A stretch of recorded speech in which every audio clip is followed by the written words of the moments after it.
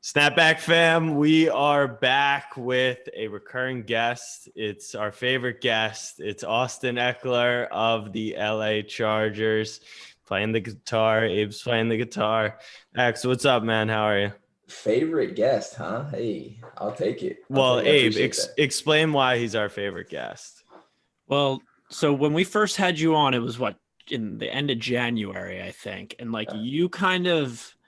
you were like our first real well-known guest that actually gave us the time of day, right? I'm not gonna call out any names because I'm sure you're friends with some of them. But we've had some guests where it's like we're forcing it out, and we like to stay in touch with our guests, and you've done that, so we appreciate it. But I'm just gonna address the elephant in the room. We had you on January 27th. Mm-hmm. On March 6th, you've signed your new contract. You want to thank us or what? Well, thanks for getting my recognition out there, guys. Appreciate it. Well, that's why I said he's our favorite guest, because Austin was the beginning of the SnapBack bump. So now what Abe and I do, whenever someone's successful, we take credit. For example, we had your teammate Joe Reed on the pod for the draft. He scored a couple weeks ago, and I was like, well, that's because he was on the podcast. So we just like to use everyone's success to our advantage. No, that's awesome. Hey, everyone starts from somewhere. So we'll just shoot you our Venmo after this, and we'll go. Yeah, for sure. I got you. But what's up, man? You're rehabbing. Obviously, this season didn't go the way you planned so far. But what's going on in the world of Ekeler? Not just the season, but the whole year has just been. I feel like a mental, test for all of us. Mm-hmm. Specifically for me, going through COVID, trying to figure out how to train. Getting into the NFL and just continuing to see if our season's going to go through. And then our season starts going through and, we're losing games by ridiculous amounts of, not like amounts of points, but just ridiculous scenarios. We know. And then I'm injured at the same time. So I'm just like whatever's going wrong is going wrong right now, it seems like. And so I'm trying to stay positive because I'm like, I can control my mindset. Let's keep it good. That's all you can control. Try to figure out how I can move forward and learn from this and push through. I'm sure that normally if you're not on the field, you're like, I can make a difference. And that's what every player believes. But when you're watching your team literally lose by the slimmest of margins week after week, you're probably dying just watching. I know I could make that difference, especially when JJ went down this week. Right. You see really close games. And what does that come down to? It's you need some of your playmakers to make a play. Someone's got to make a play, whether it's a big first down, you make a guy miss and take it to the house or something like that. Or whatever the scenario is. It's I feel like I'm just I know I can consistently do that. So it's I struggle watching the TV. Literally I was watching the game the other day and we lost by a thin margin and I immediately just broke out into 1,000 push-ups. I was literally doing push-ups until I couldn't feel my arms anymore. What about the one-handed pull-ups reading a book? That's where you were at last time we talked to you. Yeah, see that was off-season stuff. So that was a little bit more creative. Now it's just sit-ups, push-ups, and I'm just frustrated. It was that in the beginning of quarantine. I remember, I think, Jack, I know I did one. Me and Jack, we followed you and your wife or girlfriend. That's my ex-girlfriend. Ex-girlfriend. Yeah. Well, yes. Well, yeah, we did your workouts. We did your workouts, sure. And that sucked for sure. Wait, So did what? you do the ones during quarantine? Yeah, that's what I'm referring to. You did the 30-day challenge? Yes. Those I didn't do hard. 30. Oh, you know how much dedication 30 days is? Hey, it's your body. You're with your body for your whole life. You better be 100% dedicated to that thing. Quarantine working out, it was I felt like I had to get very creative, and that's when I got on YouTube. I did some of your workouts that you were posting, but it came to a point where I was plateauing and everything. I didn't feel like anything was going on. And then the gyms opened up. I'm in New Jersey. The gyms reopened up and I joined. And it got to the point where I started working out again, and my soreness, quote unquote, because I hadn't worked out like that in a long time, actually felt like a legitimate injury.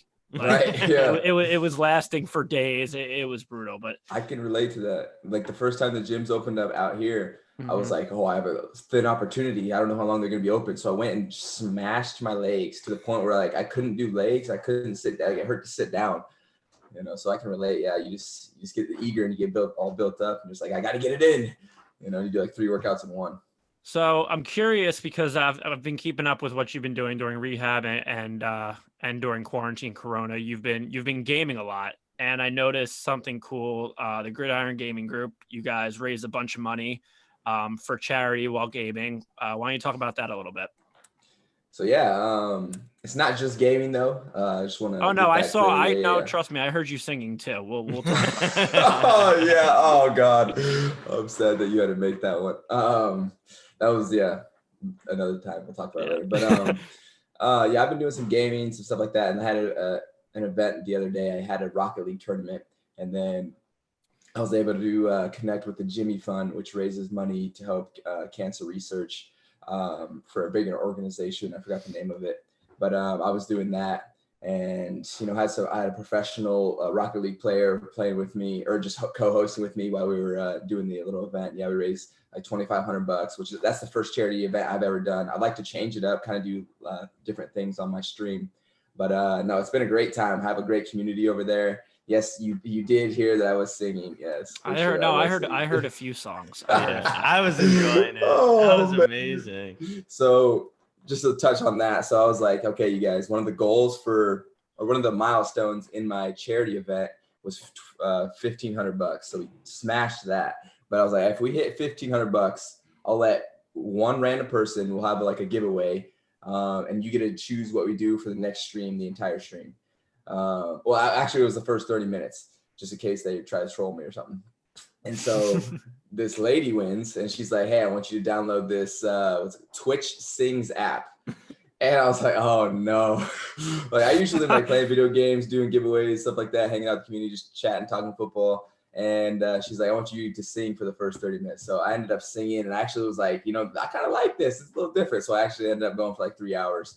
So you weren't just like, you put on a concert. Yeah, no, it was straight up concert. I was trying my hardest too, but then I went back and watched it. Like, I watch my stream sometimes, and I'm like, yeah, I am glad I'm athletic, because my voice would not make me any money.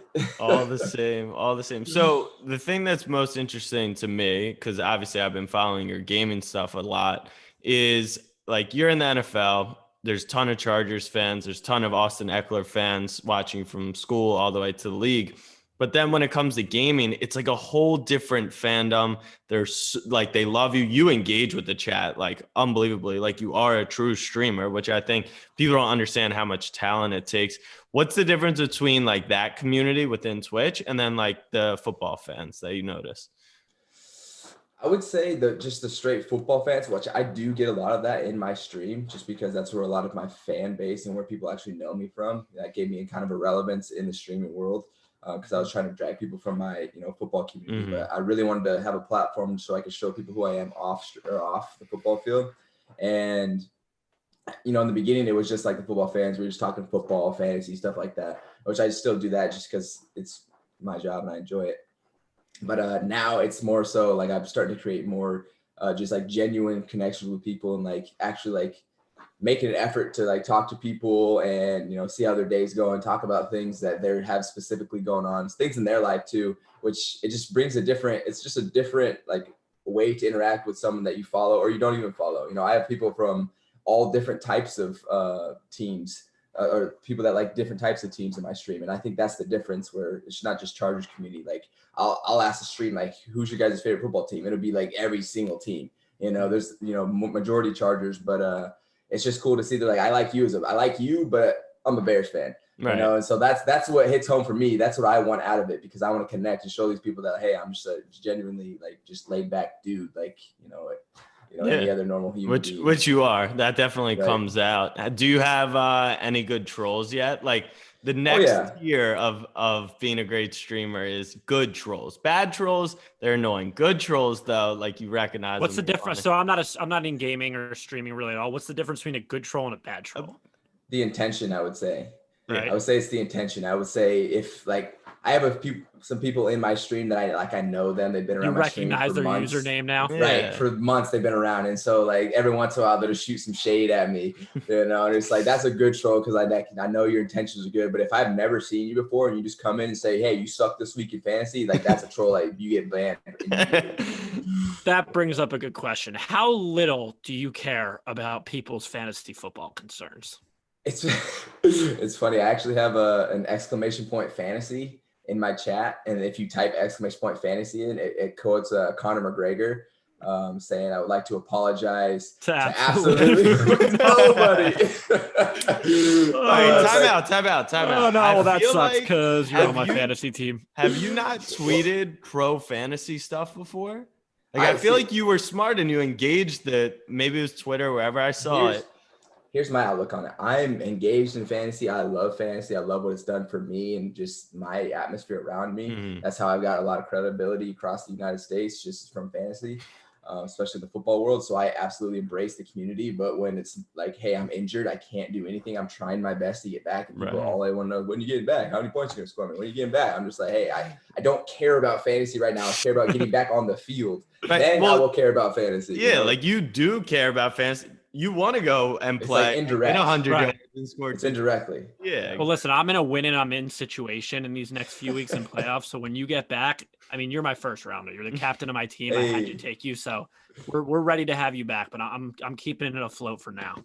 Hey, I wish I could give you a timeline. I wish I could tell you, but it's literally at the mercy of my body. Like my mental capacity is like, let's go. But my body's like, not yet. Yeah, you said 2020 is tough. You're dealing with the injury, but it seems like you do have the right mental idea. How are you staying so mentally positive? Are you like meditating, doing anything to practice that, or you're just a happy guy? I think it's just kind of my personality and how I've just gone about life. Yeah, even just in the beginning of the NFL, it's like, hey, I gave this my best shot. Let's see if I can make the team. If I can, let's try to run with that. Right. And, that's kind of been my outlook on a lot of things in life, school, even like I did my best, my grades, I had an internship, had a job offer. Like I was doing my best in that scenario.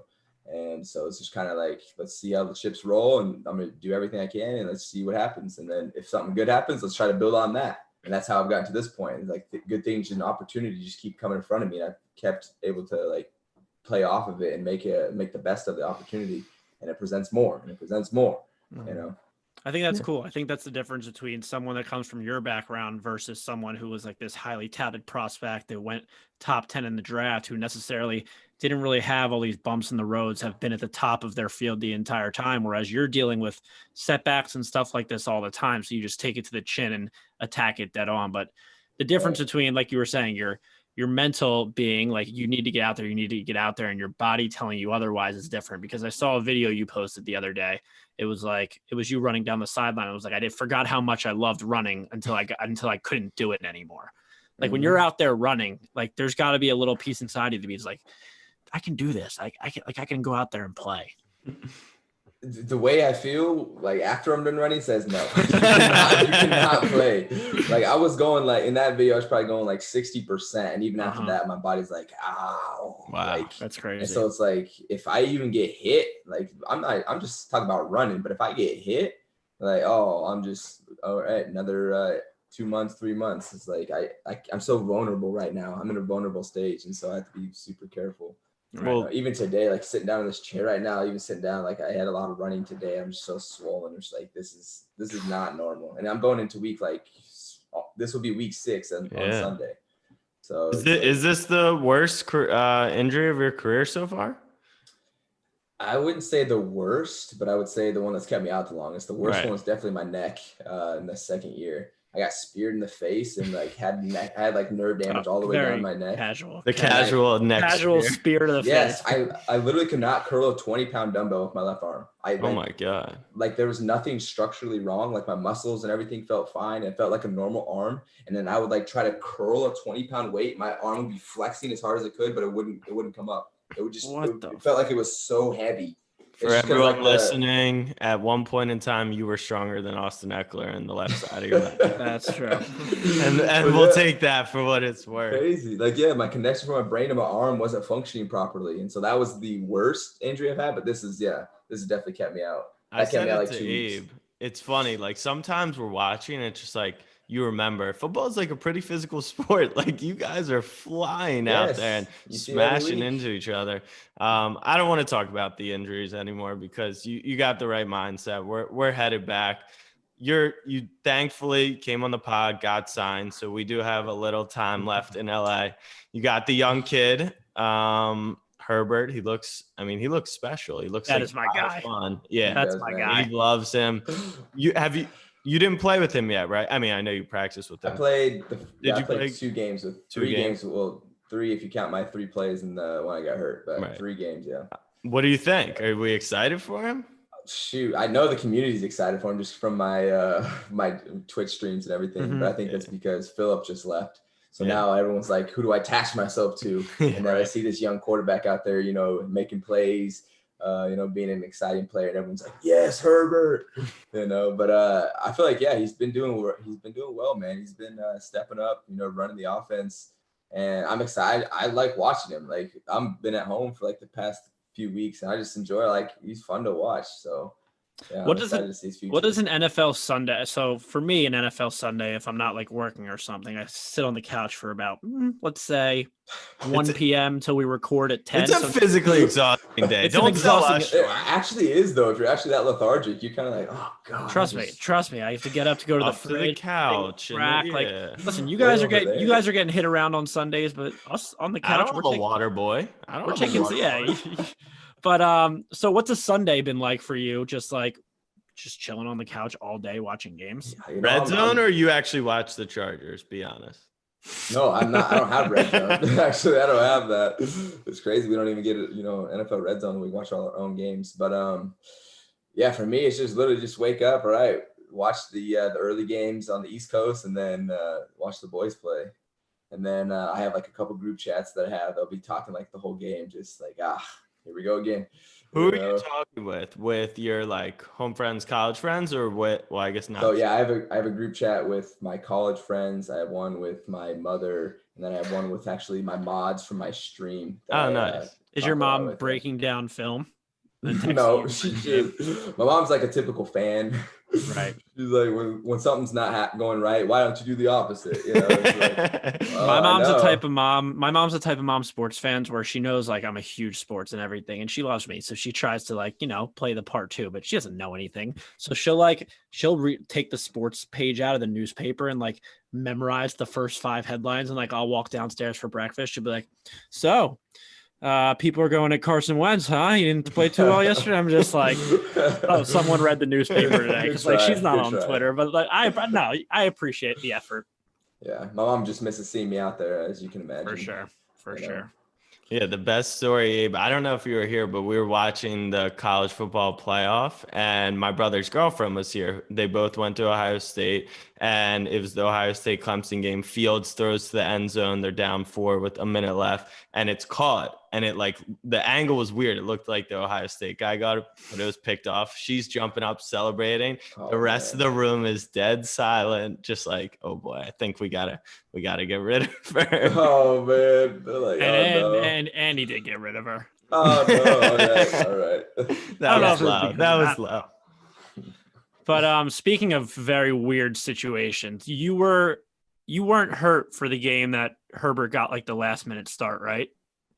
No, that was the second game of the year. Mm-hmm. Yeah, second. So what was that like? Like right before the game, like this like when did you find out? I think that's the craziest part. Apparently they said Herbert found out a half hour before kickoff or something like that. Not even that, like 5 seconds before kickoff. Really? Because it was just like, can Tyrod go? And he came out and it was like a sideline decision. It's like I don't, because we didn't know it was wrong yet, because it had happened that game in the locker room. He came out, was like, I'm just having some weird chest pains.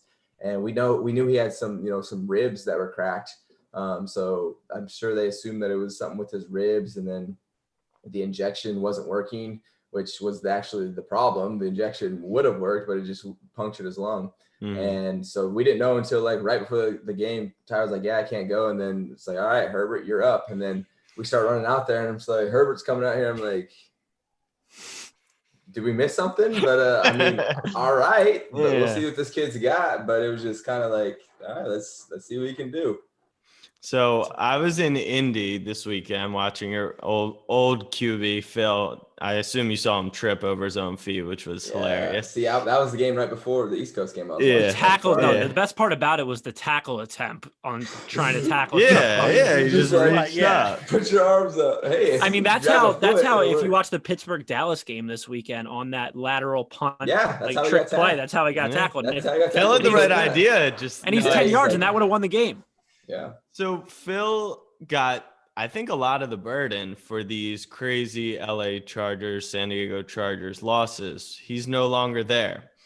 Is the franchise cursed? Do they just need you back? I mean, there's gotta be some Hey, we were losing the same way this when I isn't was normal. There. This isn't normal. It's not. It's really not normal. It's insane.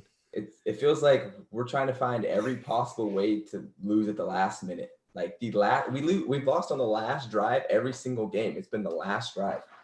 And it's just like whether we have the ball or whether they have the ball, it's the last drive. And it's like we've had leads in all of them besides this last game. Yeah. And even then we had the ball and we just dropped 2 fades in the end zone to win the game. It's just like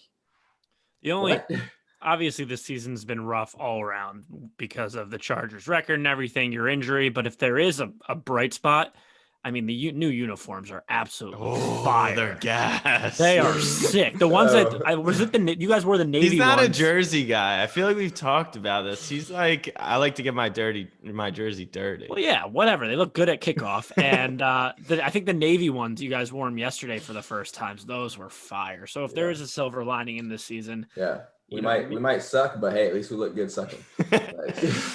Look good, play good is the first step. Hey, no, we're definitely playing well. We just got to put something together. Got to finish. Yeah, exactly. They're missing number 30. So you've been giving away. My favorite giveaways are the cards because I got into cards big time at the beginning of COVID.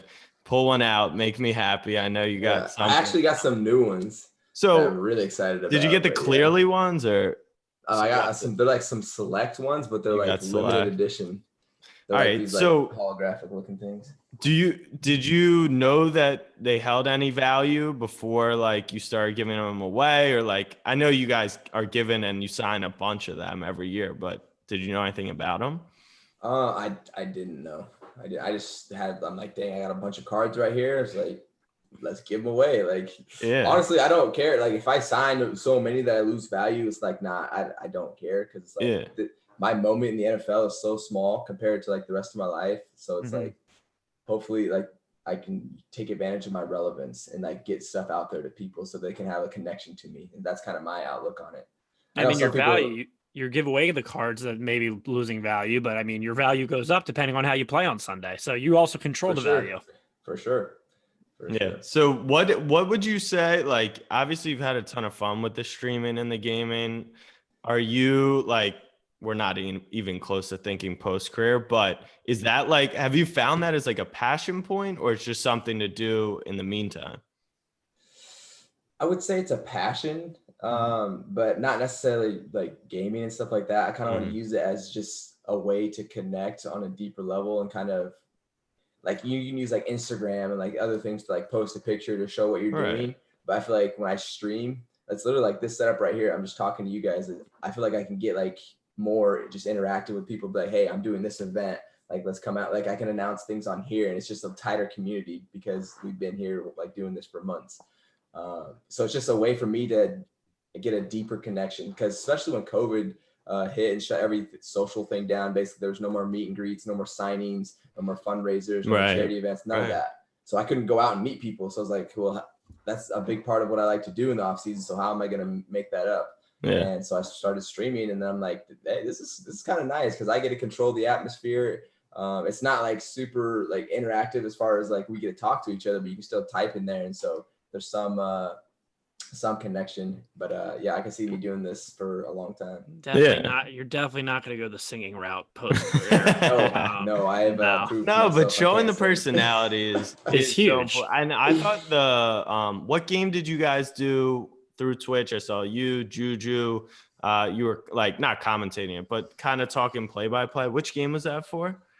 Oh, we do all the Thursday night games. Oh, you Thursday do night all the football. Thursday? I do Wow. every single Thursday night football game on Twitch. Okay. And so it's just another way to interact in a different setting. Yeah, so I thought that was like one of the cooler things, because right now you got the regular guys on TV, and they're talking general stuff, but like seeing it from a player standpoint, and you actually like know it. Abe and I like to make fun of the media because like they don't play football or know much about football, and you actually like can break down what's going on. So I thought that was cool. That was like when everyone was infatuated when Tony Romo first got to the booth, because he was like really, really breaking it down as if he was a quarterback, and then they see the field differently. But now it's also like when during the bubble or something, Draymond Green joined the Inside the NBA group, and he was like breaking it down a whole different way. It's just it's a lot more interesting hearing it from a player standpoint and not talking heads trying to build their own narrative. I can't stand some of these people talking. I remember I was watching one of the Chargers games one time, and like Tremaine Pope, one of our other running backs, went in there and he started running hard. And then he went out, and then Justin Jackson came in and started running hard too. And the announcer was like, "Oh, Coach Lynn really challenged these running backs, and Justin Jackson probably saw Pope in there running hard and thought, I better step it up." And I was just like, "What? Like, what? Like, you think because Pope had a good run, then Justin came in and had a good run? That was why he had like." I was just like, and there's some things I'm just like, that makes no sense to me. So yeah, I do like to just do my own little commentary. I'm not like diagnosing every single play. I'm like, oh, it's like a 2x2 spread set. They're probably gonna pass it. Like, here's the blitz. That just blew Abe's mind just by you saying that, and in his face you could tell. In one ear, out the other. I'm just like, as a running back, I'm looking. What are the linebackers doing? Are they soft? Are they back? Oh, this guy looks like he might be blitzing. I'm keeping my eye on him. He's coming. Oh, I'm gonna go get him. Yep, there goes the running back. Picks him up. Boom. That's why I talk about like from my perspective. So as a quarterback, Tony Romo for sure, because I've seen the whole field. Like, what's the coverage? What's the the down and distance, all this stuff. Is TV or media something that you've ever even considered? I mean, you're good at talking, you're good at speaking, you're good at interacting with people. Have you ever considered after your career maybe doing commentating or going to the booth or being an analyst? I don't know if I would do that. I think I would want to stay in my own. Like kind of what you guys are doing, stay in my own avenue. Like I get to control, I get to choose what I want to do. And we can just make fun of them. It's way better, trust me. Right. Way better. See, they're really stressed out because they have like a quota. They got to make sure they're on these lines. If you get to control your own thing, you do what the hell you want, Exactly. All right, last thing. Abe's not gonna have any clue. I just want to geek out with you. What are the specs of your computer? Because I know that's like when I didn't really know much about this stuff, but I know that's like the most fun part about getting your stuff. Right. Well, I don't know a lot about this. I have a partner with my GGG group that had me pre-build. We're not pre-build, they had a custom build. But I do know I'm going to be upgrading to the new graphics card because I have the 2090, I think it is. And they just made a 3090, which is basically for like VR. It's like the newest edition. And I actually gave away a PC in my 10,000 followers. Oh yeah, I saw that. That was crazy. It has the newest graphics card in it, so I'm actually jealous of what I gave to somebody. So gave him yours. Stream VR? Like, is that gonna be a thing? Oh, that would be interesting. Because that would be. I was like in a room and like with VR, you can do some cool stuff. You can do crazy stuff. Have you guys ever gone to a VR experience? Yeah, like DreamWorks or anything like that? I've done it where you're like courtside at an NBA game or something like that. It's really sick. Yeah, so they do some pretty cool stuff. You can, and just like a little box of a room too, you can make it pretty much anything you want. That would be interesting. That'd be really cool. If like imagine like everyone gets in there and we're all in the like a silent disco vibe. Yeah. Right. And then we're all just like, you have your little avatar and I'm in there with my avatar and we're like actually like talking to each other. Like, what's up? That's what they should. That's the future though. That's what they should honestly do for something like that. I mean, I know they could figure something out because the Super Bowl this year is in Tampa. It's like 15,000 fans max. And like, how can you maximize that experience? And that in particular is definitely a route they could go down. If they had a VR experience, but you feel like you're down there on the field, but it's like the actual game from like a sideline. It's the Super Bowl too. It's sick. That would be so sick. I think we need to.